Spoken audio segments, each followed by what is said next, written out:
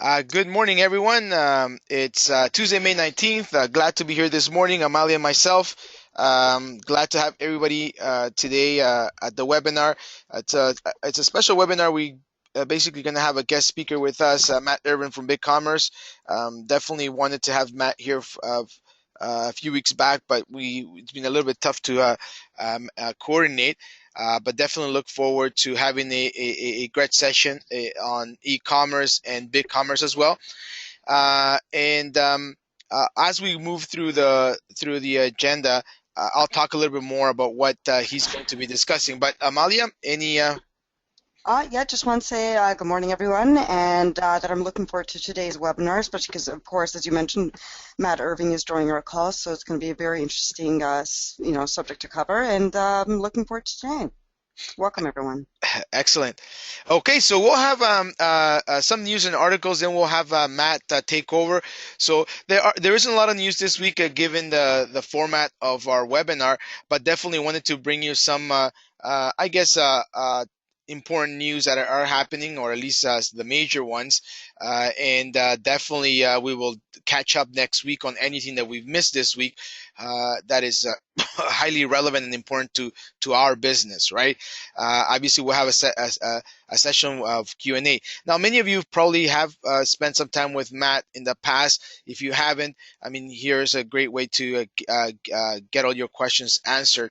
I mean, we usually do get questions from ICs in regards to the BigCommerce model, and that's why we decided to bring Matt on into our webinar today, because of the fact that we are noticing that more and more ICs are actually interested and also promoting or offering their clients BigCommerce. So that's great news because of the flexibility with the solution, and also adding to the IC's portfolio another e-commerce platform. So anyhow, we'll talk a little bit more about that as we move towards that side of that step of the presentation. Excellent. So the first thing that we wanted to touch base with you, it was in regards to what they're now calling the quality update. So Google has confirmed that basically they did a bit of an update to their algorithm. Now, if you recall, a few weeks back, I think it was about 2 to 3 weeks back, I talked to you a little bit about the fact that for some reason there was some of the rankings had changed for many companies, and there was up and down, and people thought it was because of the mobile algorithm, which had nothing to do with it, because the rankings actually were affected on the desktop, right? So nobody knew what it was. They thought it was probably a Penguin update or a Panda update, and that happened about 3 weeks ago, I believe, 3 or 4 weeks ago, between that time frame. However, what ended up happening is that actually Google has confirmed to Search Engine Land, which is a reputable online news portal, I guess. And basically, what they've done is actually they've done some changes to their algorithm, and the changes really to assess content quality, right? So they've actually uh, uh, have confirmed that they've done an update to their core ranking algorithm in terms of how it processes quality signals. Okay, the update didn't go after any a particular class of sites or any particular sites. It was an update to the overall ranking algorithm itself. Now, there are some sites out there that are right now investigating what's been happening in regards to the effect, positive or negative effect of the algorithm. Right now, it's too early to tell. Because of the fact that it's just been confirmed probably between yesterday and today about this new algorithm. Some people are calling them the phantom update. Other people are calling it the quality update. In essence, based on what Google has shared so far, is that it's really what they call the quality update.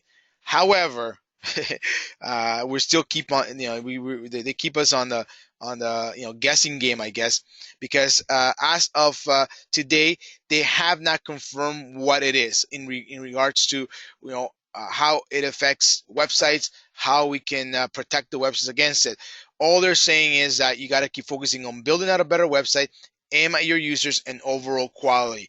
So it's really focusing on quality, relevancy. The content on the website has to be quality and relevant. right? And as a matter of fact, if you give me a quick second here, I'm going to share something with you that it's on the Google Webmaster Tools website, and um, it's really a. Let me show here. This is what Google has recommended that we keep uh, be alert with, and I'm going to share with everybody. Here we go. And basically, what they want to do is for you to take this course on creating valuable content. Now, a lot of this course is really very. Sorry, I'm going a little bit fast. It's very top level. But if you want to get a bit of a refresher or anything that perhaps you're missing, if you are in the process right now of developing a new website, redesigning a website for one of your clients, or want to learn more, feel free to go to to the support.google.com website and learn more about what Google is recommending to be valuable content, right? So very important. If your client has in the past 2-3 weeks suffered in their rankings, it could be because of this recent update that they've done. So I'm hoping that by in the next few days or by next week, we should have more information to you in regards to the quality, what they're calling the quality update. However, be aware that it has happened and things are shaking up. There are some sites that have benefited, and there are some sites that also have lost rankings. It's the specific what they're saying is that this update is targeting, obviously, again, thin content websites and also some informational websites. However, it's too early to tell. It's just that it's been confirmed that the update has happened. So we'll keep you posted in the coming weeks on how the quality update can impact your client and how to protect against it, how to be preparing and against it. So I wanted to share that piece of information with you this morning.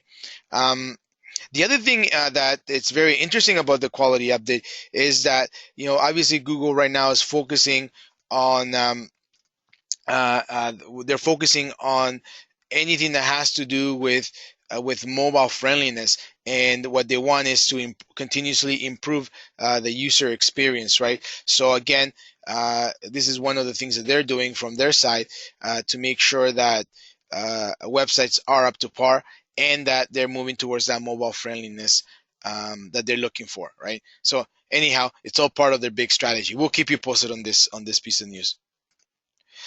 Okay, Amalia.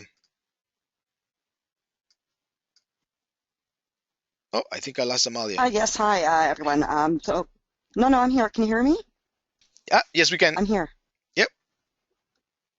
Okay, excellent. Okay, thank you. Anyways, I came across an article I want to share with everyone. Once again, there is another Google update. After several public Google map hacks, basically Google was forced to suspend Map Maker to prevent more fake edits. After years of fraudulent edits to Google Maps, Google has had to temporarily suspend Google Maps Maker. Unfortunately, there's maybe way too many hacking situations going on.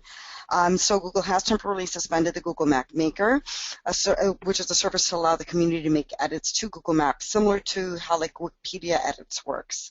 And the reason the service once again was suspended was because the recent public edits made it a little bit too easy to make fraudulent edits to businesses.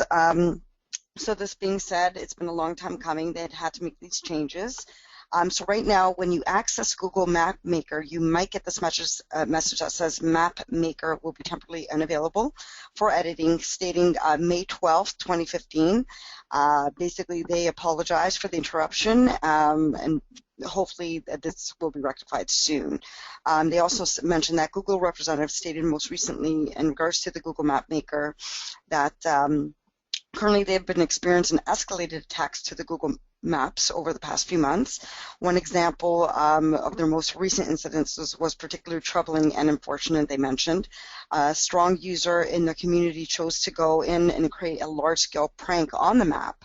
As a consequence, they had to suspend auto approval and user moderation across the globe until they figure out ways to add more intelligent mechanisms to prevent such incidences.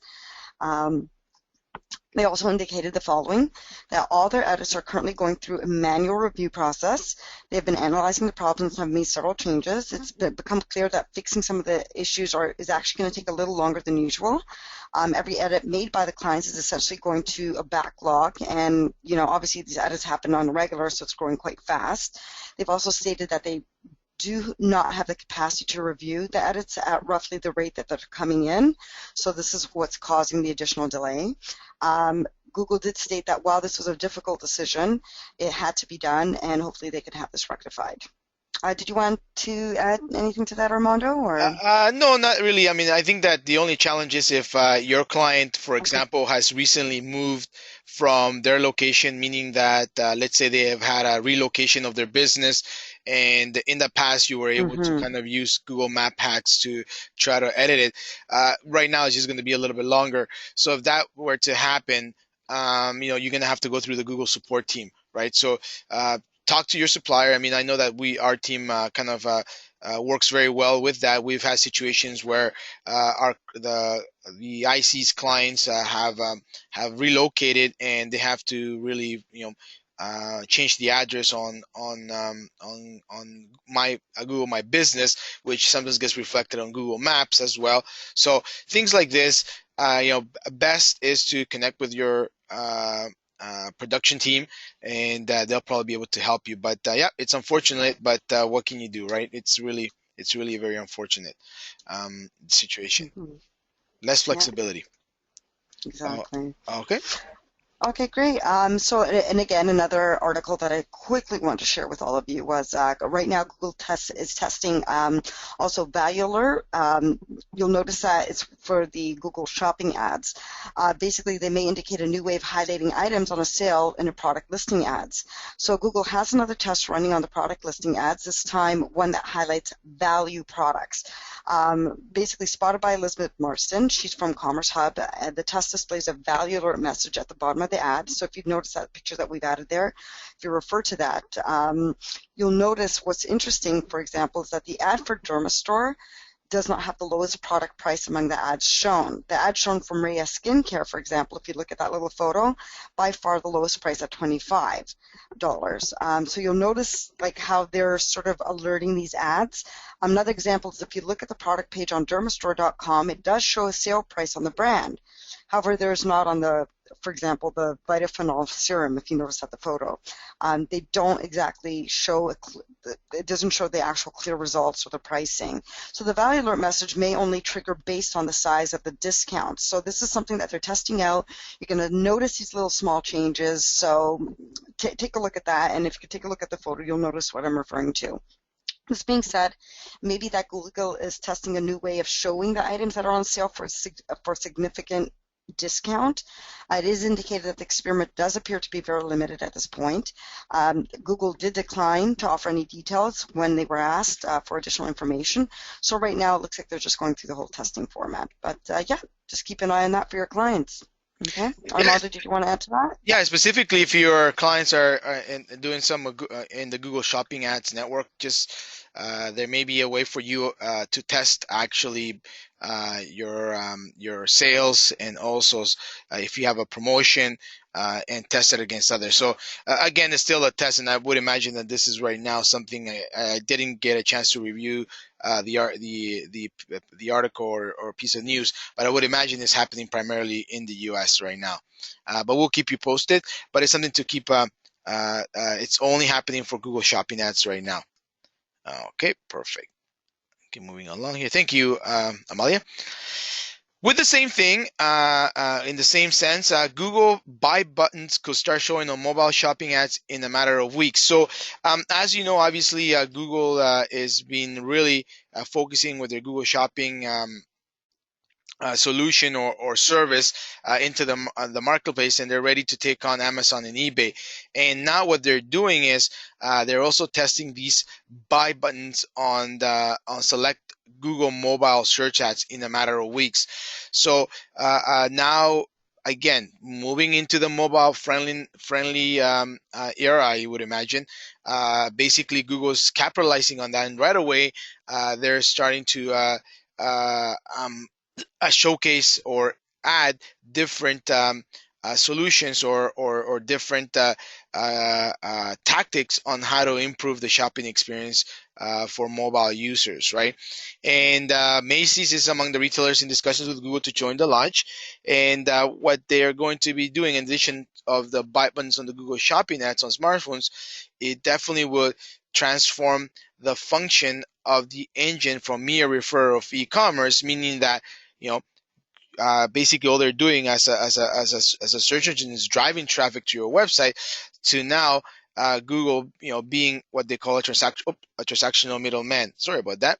So definitely, it's a bit of a concern for many retailers that are not too happy with that, because they don't, now Google is kind of getting involved into the buying process, and definitely now that relationship is not between uh, the buyer and the retailer, but now it's buyer, Google, and the retailer comes at the end, and basically that relationship will not be able to uh, uh, grow stronger.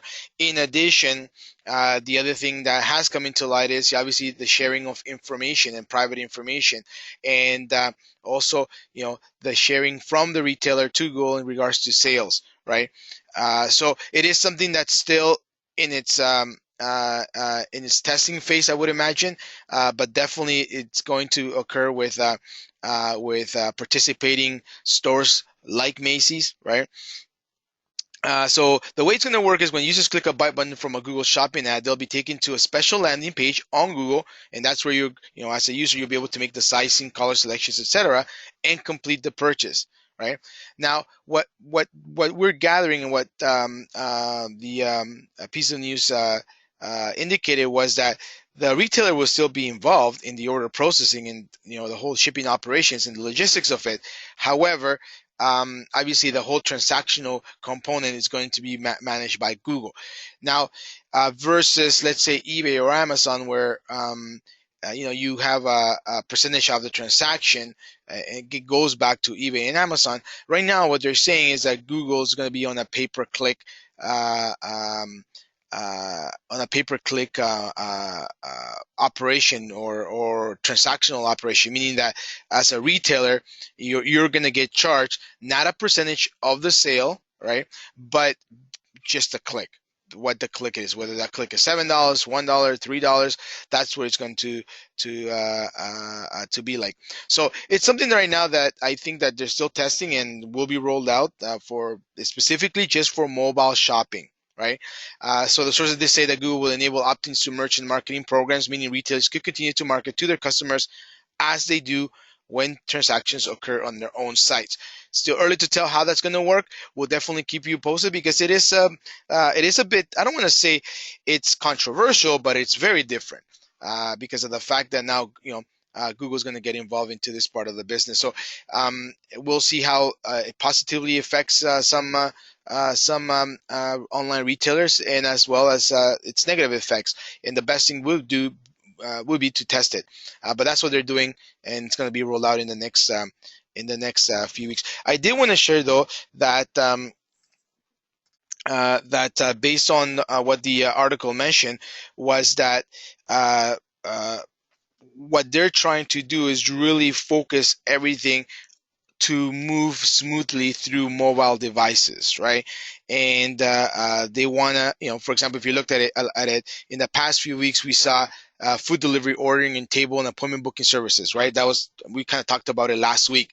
That now, you can actually do this through your mobile, based on Google Search and Google Maps. Now, the other things that they're looking at doing is what they call mobile-friendly ad units for automakers, dealerships, hotel booking services, and these are things that they're kind of gathering speed, gathering momentum in the coming weeks to open up new avenues of search advertising, right? And that's what they're trying to focus on. So stay tuned, because they are placing a lot of focus on avenues, creative avenues of advertising on mobile devices. Okay, so we'll keep you posted on that. Excellent. I know there's a few questions, and I'll kind of tackle them also. Um, uh, at the end. I think when there's a value alert, place the red box around the best value. I think so, Bob. I think that that's what it does. And basically, what I'll do is I'll have Amalia just send you a link to the article so you can kind of review it. But yeah, I think that's what it does. And the second question is, am I right that anything non-mobile is unchanged? Goal could be to have mobile and non-mobile as a separate bid process. Um, Right now, anything non-mobile isn't changed except for the latest update that just happened this week, right? But the mobile ranking, the last ranking update that happened before this one was this specifically for mobile, so it's not going to affect the desktop. Whether your client's still looking at mobile and non-mobile separate, I think that probably you may be looking at creating a solution for them that's responsive web design so they can tackle it both ways, at least at this stage, right? So anyhow, that's how that we would recommend. If your client's still not on a mobile friendly website, do look into responsive web design, and maybe perhaps even looking at the fact that their existing desktop website can be converted into responsive. Okay. Excellent. So, moving on, I'm going to now bring. Just give me a quick second. I'm going to bring in Matt, and just before Matt comes in, this is the main reason why we wanted to have this webinar. We do get a lot of questions at ALM in regards to BigCommerce, and I've been in some calls with the ICs and some sales calls as well. And these are some of the things that I've noticed, and I took some notes. And I know that BigCommerce has a great what they call the e-commerce practice kit, which is really a portal where you can get information. And I'm hoping that this will serve also for you to kind of an educational piece as well, where you can get your information. But some of the things that we want to discuss today is really top level benefits of BigCommerce software as a service versus having your own e-commerce store. What are those top level benefits, advantages? And that's why I wanted to bring Matt to discuss that. One of the questions that I always get is, how do you justify the monthly fees as an ROI? Versus just a one-time investment, and obviously doing upgrades as needed, right? So if you let's set up your Magento or your Shopify, you set it up one time and then boom, it runs. And then once in a while you upgrade it as needed. So he'll talk a little bit about that. But then how BigCommerce alleviates headaches. So constant upgrades, security vulnerabilities, hosting, etc. So those are the things that Matt's going to share with us. Why BigCommerce? Again, as you're sharing the different platforms and you're promoting this to your clients or introducing BigCommerce to your clients, why BigCommerce and who are the ideal e-commerce clients, knowing that even though BigCommerce has an enterprise level solution, they also have what they call the BigCommerce Plus solution, which I think is probably what would be very good for this SMB space. And he'll kind of talk a little bit more about that to us. So Matt, good morning. Thank you for being with us today. Armando, Amalia, thank you so much for coordinating, and good morning to everybody. Thank you so much for taking up the time of your morning to learn a little bit about BigCommerce and how we're helping ICs build e-com practices. Armando, can you make me the screen presenter? Perfect. Yep. Yeah, so thank you guys so much. I'm Matt Irving. I'm our global account manager here at BigCommerce, really helping ad agencies, marketing service professionals of all different sizes be able to build, manage, and really execute on e-com practices. What we've done is really created a platform that can help you service clients that are pre-revenue, all the way to people starting out, testing out products, all the way to enterprise clients and everything in between. Just to kind of give you guys an example of where we fit in the market, pre-revenue is often served by web builders. So if you're familiar with Wix or Weebly or Shopify or a lot of WordPress, really people getting started testing out products pre 1 million in revenue style businesses, and then you think about 1 million and up. So you think about Magento, you think about Hybris, you think about a lot of more, really starting to get into more enterprise solutions. And really what we've done is we've spanned anyone from the beginning, from a web builder all the way up to those enterprise offerings. So not only can you start a business on BigCommerce, but more importantly, you can grow a business on BigCommerce. And so for your clients, one of the main benefits is really starting them within an environment that they can grow in, that they can have the features that they need to be successful, that they have an API that they can rely on, that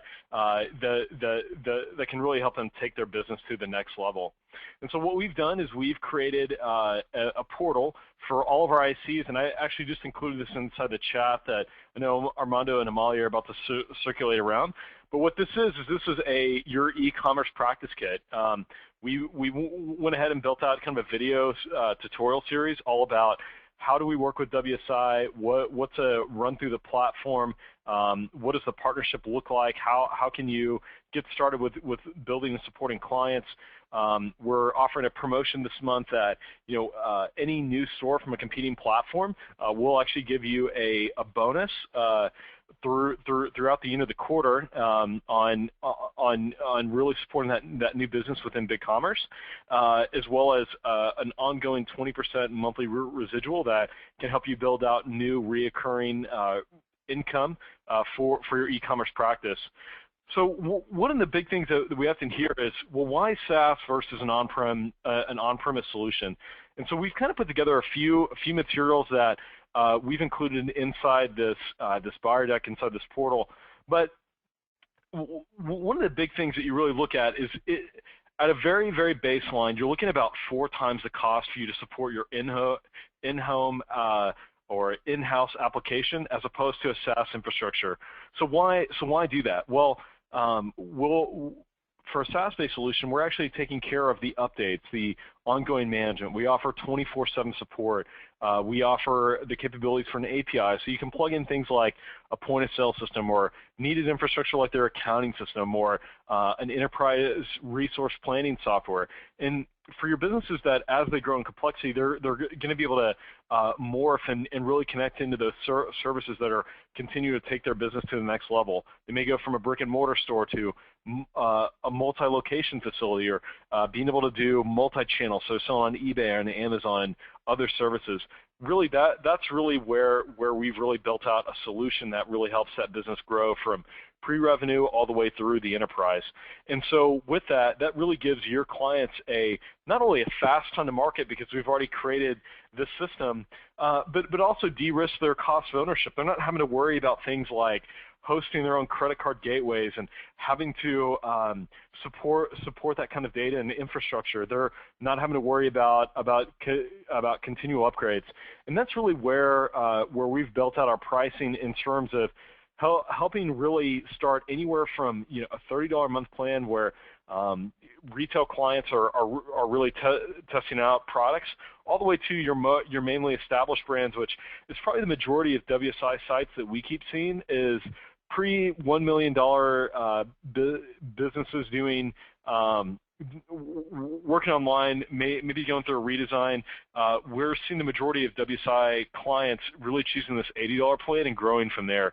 With enterprise, we can actually even then add in additional service layer resources, site-wide HTTPS, things like Google Trusted Stores, helping them with advanced product filtering, and really helping them go a little bit deeper. And so one of the things that we've seen from ICs is, well, how do we show this to a client? And so what we've done is we've actually put together just a really easy total cost of ownership calculator for your clients that you can actually use within client meetings. So let's say that you have a client that's getting maybe 2,000 visitors a month, number of peak hours, overall revenue maybe is around 50,000. We're going to say that they're a growing business. And this really allows you to really start painting the picture of, well, what are the differences between if I was going to do this on-premise or if I was going to do this SaaS-based? What are the things that are included? What is the site launch cost from a design, QA, a build standpoint, a go-to-market time? But even more importantly, like what can I do with that budget? Additional margin's great, but if you're looking at marketing spend, if we're going to be saving money on the actual web development, what are additional dollars that you can use for budget reallocation? So additional dollars that you can spend within SEO services or PPC management or social media or email loyalty marketing. These kinds of things really help your business really grow and continue to be well supported. Another thing that we've kind of heard is, well, what are ways that ICs can position BigCommerce against their existing services? And so we have a variety of clients that either specialize in SEO. So this is a company called SEO Works that really built out a really great Google in-depth article all about how they leverage BigCommerce from an SEO capability to really highlight brands that they've worked with, like Pandora or C Prime or warehouse sales within the B2B wholesale market, and really being able to show, if you're looking at positioning strong search signals for the market and you really want to do this with a SaaS solution, BigCommerce is a really great way to do that. And so it offers a really good way to profile out customers. For ICs that are focused on the enterprise, I recommend checking out another partner that we work with called Groove that really built out a really great value pitch way of really talking about a lot of these things that we've covered. Fast on the market, so scalability and reliability to grow, the ability to help you convert customers, be able to really not only put out those right search signals and discount codes, all the features you really need to be successful, and then thirdly, really being able to market in the year that we live in, be able to take advantage of a development infrastructure that's responsive out of the box, and then lastly, have an API that can help them support and really have that runway for success. They may be getting started today, but where are they headed over the next year, maybe 2 years, even like 10 years? And then lastly, we wanted to put together just some resources for ICs as they're looking at, well, Matt, like all this sounds great. I mean, we understand that retail is a $15 trillion market. How do we play in that? Who are those industries and verticals that we can approach? So we've put together some state of the e-commerce proposals and reports. They even break down what are these top industries and verticals that you can already build out HubSpot personas. You can already go out to your local chambers of commerce. You can even go out to your local retail associations and start being able to offer this as a service to grow out these clients. Google Shopping is going to continue to dominate the market. You're going to see a lot of local providers really trying to help businesses grow online. It's a very key initiative between Bing and Google. And so as an IC, you're really strategically positioned to be able to offer that to your retail clients as a way to take them online and help them be successful. So these are a few of the resources that are available within the portal. Another thing that we've done as well is we've put together some great case studies from this is an example of a client that I worked with called Chuck Levins that utilized BigCommerce in our enterprise package to really offer a solution that offered a 2 times faster store launch, so very, very fast on the market, a 2x retention of unique visitors, so not only getting those one-time visitors, but really being able to optimize that conversion funnel and create long-lasting relationships with those businesses, an increase in conversion rate, and then lastly, really helping clients really be able to optimize for growth. And so one of the things that we really loved, and this is probably one of my favorite quotes that we've seen is, migrating to BigCommerce was effortless. Our integration team had a fully functional release up and running within 6 weeks of the contract execution. This is on the enterprise side. This was a fully custom-baked project. Easily twice as fast as what we would experience with other platforms. And you're seeing this from actually one of the top names within the Magento community within Canada. And so these are a lot of things that we're really excited about helping ICs build out key integrations and key talking points with their clients. On the SMB side or the lower into the spectrum, one of the things that we love about BigCommerce and really being able to look at this is, average store revenue within BigCommerce environments as opposed to Shopify clients is we're helping clients be able to sell more. Just in terms of who's on the platform, the max amount of transaction fees, do we support manual orders, do we have in a lot of these kind of baked-in features that you're going to want versus having to rely on a lot of third-party integrations on top of. And then really being able to offer, an industry standard design developer language that your production teams can then facilitate to, again, offer a very fast time to market, be able to offer a solution that is going to meet the client's vision, and more importantly, drive sales and revenue. And so as you're looking at an IC practice, one of the things that we typically look at is, well, how should we structure this from a proposal standpoint? And so what we've also done is we've partnered with a few ICs to kind of see what was working, what was really beneficial, what are some tips and tricks of those who've been in this space for a little while and focusing a little bit more on commerce. And this is actually developed within the WSI community of a deck that's branded. Again, this is going to be inside this partner area for you, just to help you grow the practice. But a deck that not only explains, where's the world moving online, why have we partnered with BigCommerce. But I love this at the end of being able to paint the picture that BigCommerce is an all-in-one solution. It is the website. It is a shopping cart. It has the blog component to it. So this is a one-stop shop to really help you grow and build out. And if you do have an established brand like that's maybe coming out of WordPress or anything like that, we can be the shopping cart component alongside that as well. So 2 scenarios, the all-in-one or an adjacent shopping cart technology.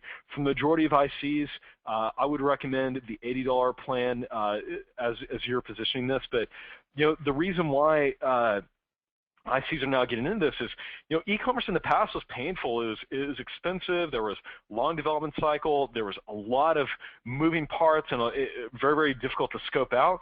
And now with SaaS solutions, fast deployment. They're very flexible. They're mobile friendly. They're low cost, and more importantly, they're easy to upgrade. So as your client grows, with web builders, you often hear about this thing called the success threshold. Really what it is a client outgrows the platform at about $1 million in GMV, so on a Weebly or Wix or a lot of these solutions that just aren't that aren't built to handle multiple points of presence or wholesale versus retail operation, or maybe they're doing multi-channel.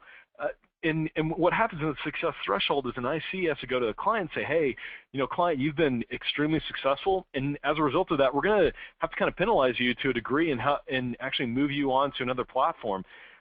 Again, one of the benefits of using a resource like BigCommerce is from end to end, from start to enterprise, from pre-revenue to success, we can help your client grow and be able to support them for the long haul.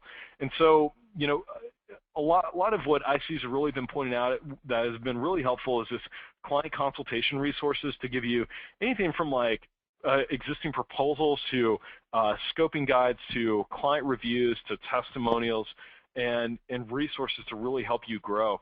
And so kind of with that, we've also deployed out some things that can help you bake in your existing services, things like how do you structure SEO with BigCommerce, or what are ways that I can take advantage of the development side if I do have development staff internally, or if we're working with a fine production crew like ALM. What are some guides in that? And then lastly, one of the things that we've seen is we wanted to give ICs a really critical piece of content to really help them continue to grow as well. So we launched the BigCommerce Store Setup Guide, which allows you to actually give this to your client at the end of a project and help them either go through this themselves or a resource that you can help and coach clients with as well. So with that, I really actually wanted to open this up as maybe here in the last 15 minutes as we're continuing, just to give maybe a time for Q&A. What's working for you? what are some resources that you're looking for, and really how can we be a resource? My job is really to help you continue to wow clients and grow your e-commerce practice revenue. So kind of with that, I'll open it up for questions. Armando, if you want to Yep. maybe facilitate the chat, and then we can just kind of go from there. So with that, how can I be a resource for you? Thank you, Matt. Yeah, I do have a few questions. Just before I get into the questions, I think that one of the uh, uh, elements that I really liked about BigCommerce, let's say pre-sale support, is really this portal. So, I mean, I would highly recommend, and I just actually added the link to the chat. If you're in UIC, if you're an existing mature IC, lots of experience, I mean, there's a lot of information here that you can get. And Matt mentioned anything from just general industry information, infographics for your presentation. I mean, there's a nice slide deck already there. So I think that this is a great piece of support for the IC community. And as always, you can always speak with Matt. In regards to working with a production team, you have to look at this as obviously there is an implementation component where if you are looking at a new website, sorry, a new e-commerce, there's a design component, there's a preliminary implementation component by the production team, but after that, it's pretty much very self-sufficient in all the upgrades and all the. Hmm. I mean, I don't think you have to pay for. I mean, the cost is already the monthly cost already includes hosting, right? So you don't have to worry about hosting, correct? Exactly. So the hosting, the upgrades, the 24/7 for your enterprise clients that maybe want a dedicated resource for a dedicated account manager to only really look at the e-commerce portion, a partner in crime, if you will, for each of those clients that you can work with, dedicated SLAs. Again, for us, we do not offer design, development, customization services, and so one of the things that we've done is we've partnered with your best-in-breed production centers and your internal development staff to really help you support these clients over the long haul. Again, the real value for an IC is having a platform that can support the clients, that can help with the 24/7 support, offer the infrastructure to help them grow, and then really allow you a platform to again, optimize on top of that for PPC or SEO or social, for content management, to build out that inbound strategy and really help you continue to grow that client and really help grow their revenues. Yeah, no, definitely. And right now, I mean, we're in the process of finalizing a couple of launches, so definitely we'll have them as case studies for everyone Hmm. at the webinar as we kind of launch these new websites. So we'll keep you posted. Okay, so we have a few questions here, and one question from Mark. I have a new client that has been using Shopify. The question is, why should he switch to BC? His online monthly revenue is about $1,500 US, largely gift certificates. The question would be, Hmm. what is the opportunity to switch to BigCommerce versus staying with Shopify, for example? Great, that's a great question, and I'll open up. We're extremely excited about our good friends and fellow competitors in Canada. They're getting ready for a very exciting IPO here on Thursday, and really excited about what that's doing for the market. It's a blast to have such a great competitor in the space. For us, the value is a little different. We're helping clients really give them a more runway on the enterprise side. So for us, we typically see that clients selling on BigCommerce have a little bit higher store revenue. A lot of that, when we look at it, and we look at it from like an industry outside perspective as well, is SEO visibility, some more elements. There's more flexibility on the actual category management, and then lastly, I mean, we've just seen that there are more baked-in features out of the box as opposed to supporting a lot of additional third parties. We do have a really robust app store as well, but it's mainly for things like multi-channel or things ancillary to the site. outside of things like gift cards and promotional codes and filtering and a lot of those things. So those would really be my comments. Is really SEO visibility. You typically see a little higher store revenue within BigCommerce, and then lastly, more baked-in features which are giving you a little bit more bang for your buck in terms of the monthly subscriptions itself. But great question, Mark. And if I can help out on any specifics, feel free to email me. I'd be happy to help out with anything pre-sale, during the sale, and even post-sale. Yeah, no, thank you, Matt. Well, I actually also shared that link that we had in regards to BigCommerce versus Shopify. So there's a comparison there that you can kind of look at. Okay, another question. Do all plans include a multi-page website? Can the client terminate his old Adobe Business Catalyst site? So basically, yes, the BigCommerce solution comes with a content management system. So there is an area for informational web pages, right, and a blog. Exactly. So you can have your normal website, right, with its content management system managed through the BigCommerce solution, your e-commerce and your blog. So yes, I think that all the now, is there? I mean, this is my question. Is there a limit to the number of pages, the multi-pages that you can add to your BigCommerce? No.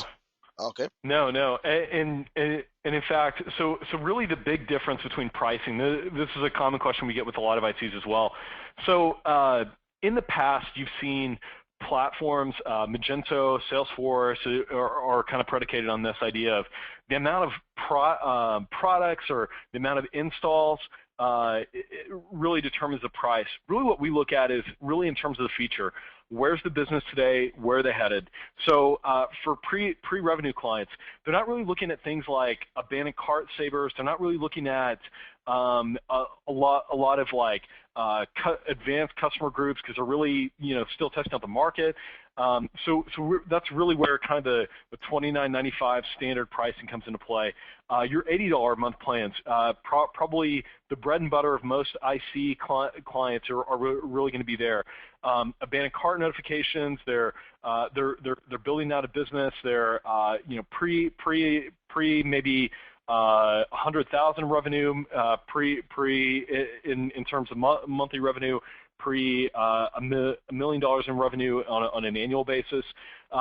So there are a lot of resources there to really help them not only get started, but really give them an environment and a pathway to success as they continue to grow. And we offer a lot of coaching as well to help them to take advantage of ways to even grow that business as well.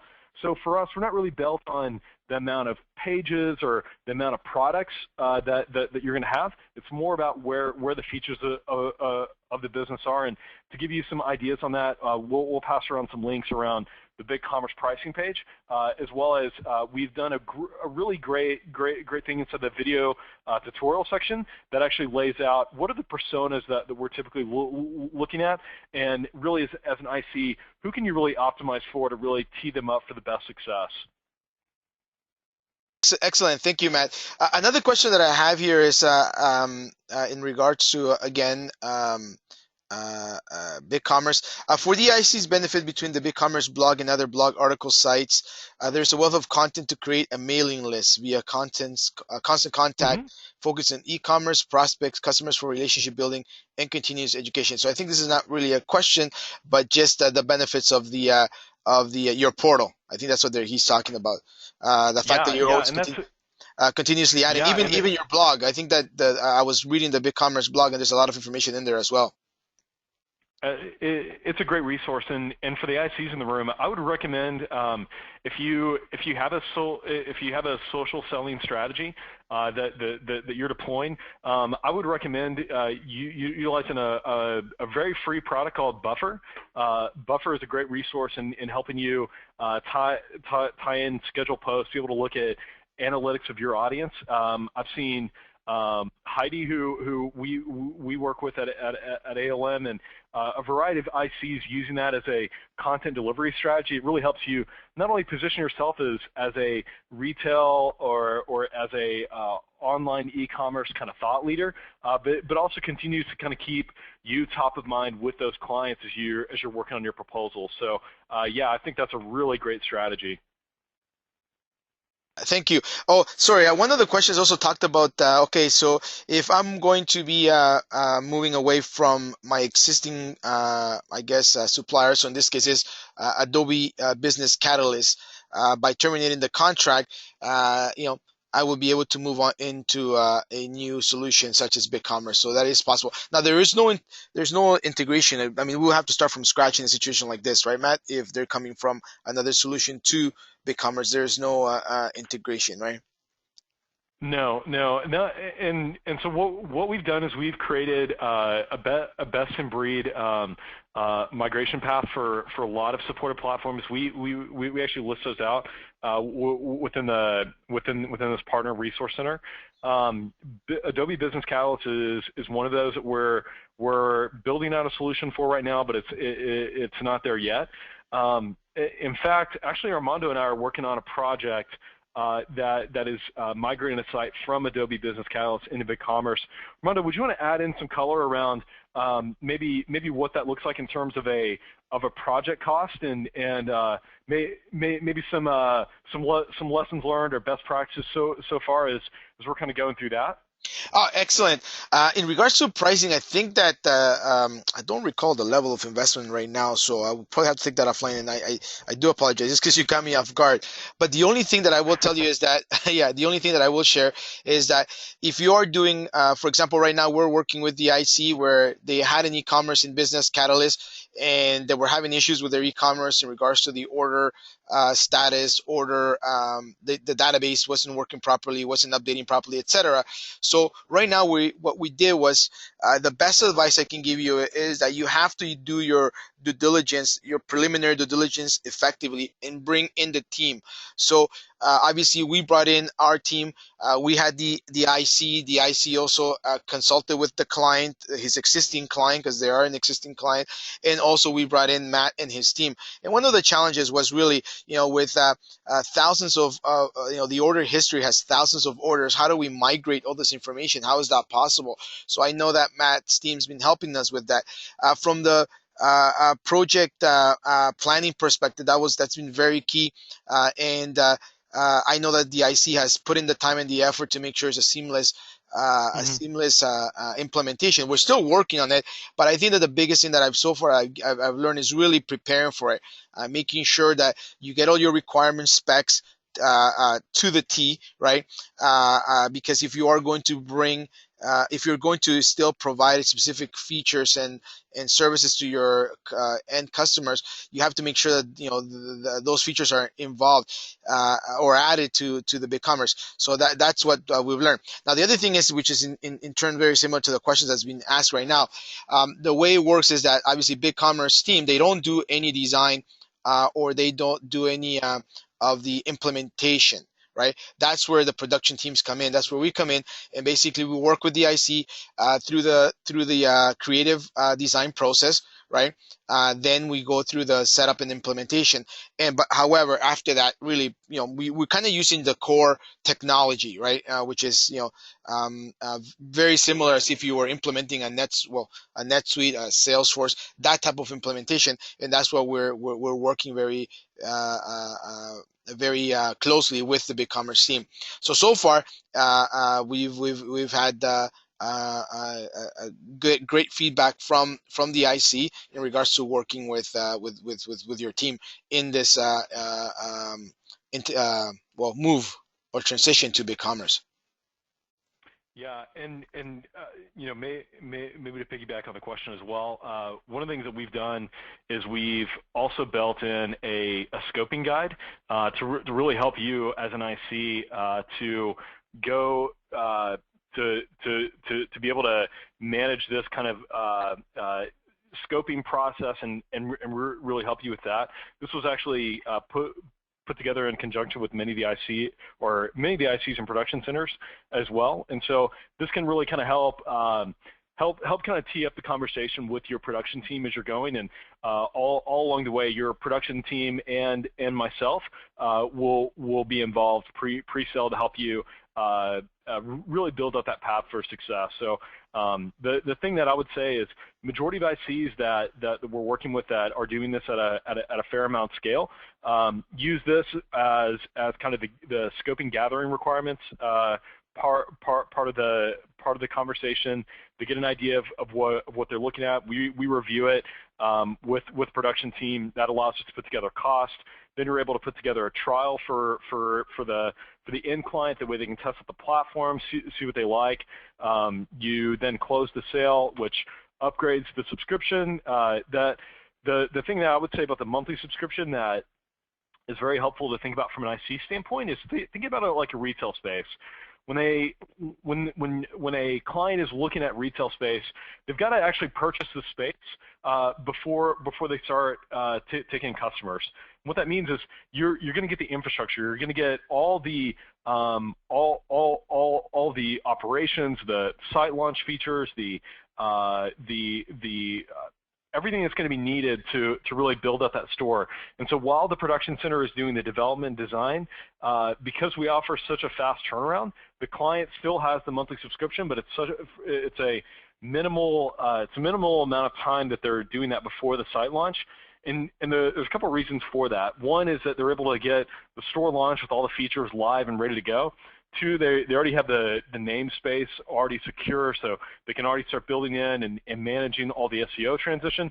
And then thirdly, it just creates a really seamless way for someone to transition from an existing site over to a BigCommerce site. So with that, if we can help out, with again, I know a lot of you probably have immediate opportunities that you're thinking about. Let's connect for a call, kind of scope out the timeline that you guys are thinking about, and we'll be able to help you with that. So, and then as a reminder, for every one of those, we have a great promotion and incentive that's rolling out this month, in addition to our highest level of commissions that we offer to any client, and that's just as an exclusive member from being a WSI IC. Excellent, thank you, Matt. The last question, just to wrap it up, is 24/7 support by phone? I mean, is this only for enterprise, or what about BigCommerce Plus and the Starter? Yeah. So we offer 24/7 support on all plans, and that's available through phone, chat, and our ticket system via email. And then if your client is looking for dedicated account management, more kind of on demand, or being able to develop that, they're a $1 million plus business and looking specifically at the enterprise, we can definitely I can help you scope out those features as well. But overall, yeah, we're excited to be working with WSI, each of you as ICs, and if I can help out with any questions or anything along the way, feel free to let me know. I'll be a resource, and we also have a great comments and chat feature that's built into the buyer deck as well. So if you have any questions and as they come to mind, feel free to put those in as well. We're here to be a resource. Again, thank you so much for your time, and I look forward to working with each of you. Yeah, thank you, Matt. Thank you, everybody, for attending. Just I think that was the last question that we had, but definitely what I would recommend is go to the portal, and join the portal. There's a lot of information. I'll tell you, I'm very big on learning, and I've noticed that the information that's been provided, there's a lot of information in there that you can use from pre-sales, post-sales, so just learning about the solution. So do check out the customer portal. If you have any clients or any prospects that want to move into BigCommerce, definitely, like Matt says, you can connect with them. He's very easy to reach out. I'm just going to go back to his email is matt.irving@bigcommerce.com. And if you need the production team to get involved to do some definition, scoping, pre-requirements, let us know. We're here to assist you as well, because it is really a 3 to 4 team effort, right? You have the client, the IC, BigCommerce, and the production team. So you got to get everybody on board, and that's the best thing to do from the onset of the project. That way, you will have a very, I wouldn't say 100% smooth, but a smoother implementation on your website projects, and a happier client at the end of the day. So that's very important. So thank you for joining us. Thank you, Matt, for your help and your time, and definitely look forward to having you as BigCommerce continues to grow and we get more feedback from the ICs. Everybody have a great week. Amalia, signing off as well. Yes, thank you, everyone, and I really enjoyed the webinar. Thank you. Have yourself a great week, and if you have any questions, contact Matt or feel free to contact us directly as well. Mm-hmm. Take care then. Cheers. Cheers. Take care. Bye-bye. Bye. Bye.